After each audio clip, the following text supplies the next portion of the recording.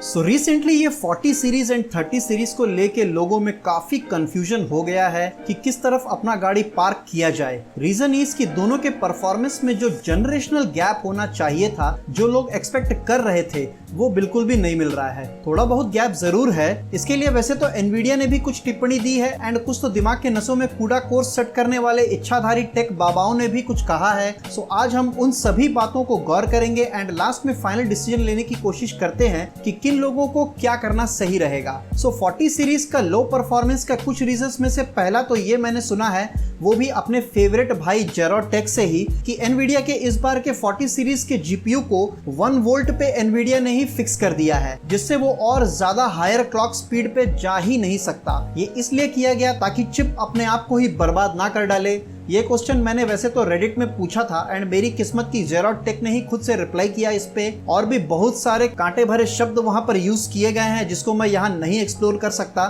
So better ये रहेगा कि उस लिंक पे आप जाकर के खुद ही रीड कर लेना सब कुछ। मैं उसका लिंक आपको डिस्क्रिप्शन में दे दूंगा। ऑल्सो प्राइस टू परफॉर्मेंस में 40 सीरीज काफी ज्यादा है कंपेयर टू 30 सीरीज। अब एक्चुअल बेंचमार्क के अनुसार भी कुछ गेम्स ही ऐसे हैं जो एक्चुअल में 3060 एंड 4060 के बीच में भारी डिफरेंस पैदा कर पा रहे हैं, बाकी सब बहुत ज्यादा नहीं है। एंड एवरेज डिफरेंस एज पर जेरोटेक इट्स अप्रॉक्स 15% ओनली। नेक्स्ट 4060 में क्यूडा कोर्स हो या फिर मेमोरी बैंडविड्थ या फिर बस, ये सारे 3060 के कंपेयर में काफी कम है। माना ये 40 सीरीज काफी एफिशिएंट बनाया गया है, बट हार्डवेयर कंपोनेंट्स को कम क्यों करना।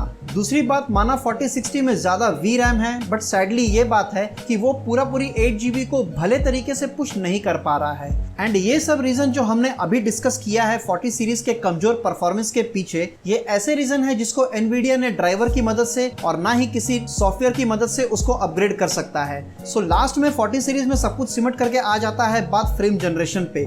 सो FG का ऐसा है कि नो डाउट आपको परफॉर्मेंस काफी अच्छा मिलेगा, डबल FPS के आसपास मिलेगा एंड किसी गेम में किसी पर्टिकुलर GPU के साथ तो 4 टाइम्स तक फ्रेम्स देखने को मिल रहा है। बट बात यह है कि AI जनरेटेड फ्रेम्स का क्वालिटी जो है वो उतना बढ़िया नहीं है। कई बार टीयरिंग या फिर ब्लर्ड इमेजेस भी कॉमन देखे गए हैं FG में। वैसे तो इसमें किसी का दोष नहीं है क्योंकि FG काफी नया टेक्नोलॉजी है एंड थोड़ा टाइम तो लगेगा ही उसको अपने आप को पूरे रूप में प्रस्तुत करने में, समथिंग लाइक DLSS। सो कुल मिलाकर के बात ये आती है कि अब आपको क्या करना चाहिए। सो इसके लिए आपको थोड़ा अपने यूज केस पे ध्यान देना चाहिए।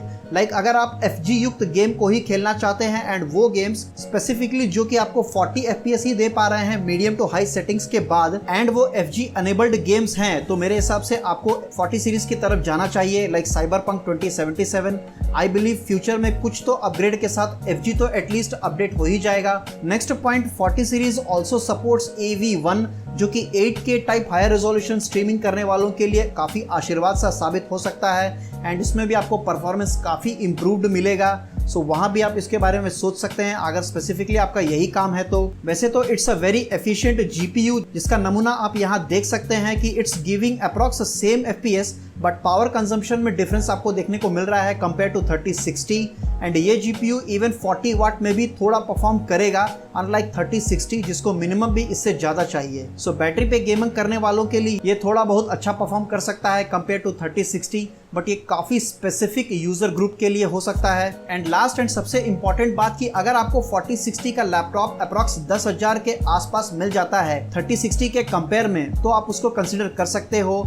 ऑल्सो ध्यान रहे कि अगर आपको इवन 100 वाट TGP वाला 4060 भी मिल जाए तो भी आप उसको ले सकते हो क्योंकि 4060 100 वाट से ज्यादा पावर कंज्यूम नहीं कर सकता फिलहाल तो। दूसरी बात, न्यू जनरेशन का लैपटॉप छोड़ने का मतलब आपको 13th जनरेशन का फायदा नहीं मिल पाएगा, which is really a great leap in performance, but again you have to think कि क्या सच में आपको उतना हाई परफॉर्मेंस प्रोसेसर का काम है या नहीं। क्या ये सारे काम जो अभी आप फिलहाल कर रहे हैं 12th जनरेशन का हायर इन 12700H प्रोसेसर कर सकता है या नहीं। मेरे हिसाब से वो आराम से कर सकता है एंड सच बताया जाए तो मेरा एंड आपका जो यूज केस है वो अप्रॉक्स सेम है एंड मुझे नहीं लगता 12700H उसमें से कोई भी काम नहीं कर सकता आराम से। I mean, अगर सस्ते में 12th जनरेशन वाले प्रोसेसर के साथ मिल जाता है तो वो बेटर है। अब सेकेंड बात, वाई टू गो फॉर 3060। सो 3060 सिर्फ GPU देख करके मत लो क्योंकि भाई जिस प्राइस में आप 4060 एंड 3060 का कंपेयर कर रहे होंगे एक्सेप्ट आसूस टफ, सो उस प्राइस में आपको 3060 वाला लैपटॉप जो मिलेगा वो एकदम टॉप ग्रेड का मिलेगा। Best cooling, design, build and display के साथ आएगा, like 2K display with Dolby vision and all सारे प्रीमियम चीज़ों के साथ मिलेगा।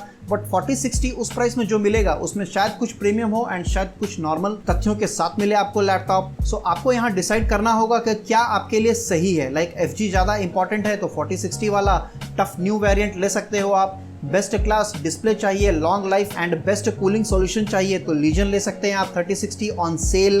Basic level video editing and content creation के लिए चाहिए तो कुछ भी ले लो यार, सब चलेगा। सिर्फ गेमिंग के लिए ही चाहिए तो you can consider Nitro as well with 3070 Ti। ये 4060 से ज़्यादा अच्छा परफॉर्म करेगा, बट अगेन इसमें आप फ्रेम जनरेशन नहीं मिलेगा एंड इसका बैटरी थोड़ा कमज़ोर है। बट गेमिंग में आप बैटरी तो पावर से कनेक्ट करके ही खेलने वाले हैं। सो ओवरऑल अगर 3060 वाला लैपटॉप है तो मत लो फिलहाल, तो सेल का वेट करो, या फिर अगर 1.2 तक 4060 मिल जाए तो ले सकते हो, भले कम TGP वाला ही क्यों ना हो, with 13th generation CPU only. But अगर प्राइस और ज़्यादा जाता है तो और भी चीज़ों को कंपेयर करो, like CPU, display, build, cooling system etcetera. और ऐसा नहीं कि आप 1.4 लाख खर्च करके 3060 वाला लैपटॉप ले रहे हैं, डोंट डू दैट। उसका बजट भी 1.1 या 1.2 के आसपास ही रखो, उससे ज़्यादा मत रखो एंड सेल का वेट करो। फिलहाल तो लैपटॉप का मार्केट काफ़ी ऊपर चल रहा है, इसलिए मैं बार बार आपको रिपीट कर रहा हूँ कि सेल का वेट करो एंड तभी लैपटॉप खरीदो। सो ये था ओवरऑल अंडरस्टैंडिंग मेरा। आपका कुछ डिफरेंट अंडरस्टैंडिंग है तो कमेंट करके मुझे ज़रूर बताएं। Hope this video will help you to decide. I understand थोड़ा कन्फ्यूजन हो सकता है, सो अगर आपको कन्फ्यूजन है तो कमेंट हमें करें, मैं पूरी कोशिश करूंगा उसको रिजॉल्व करने का। या फिर आप मुझे इंस्टाग्राम में भी फॉलो करके वहाँ क्वेश्चंस पूछ सकते हैं, we will discuss there as well. And if you like the video please like, share and subscribe. Thanks for watching.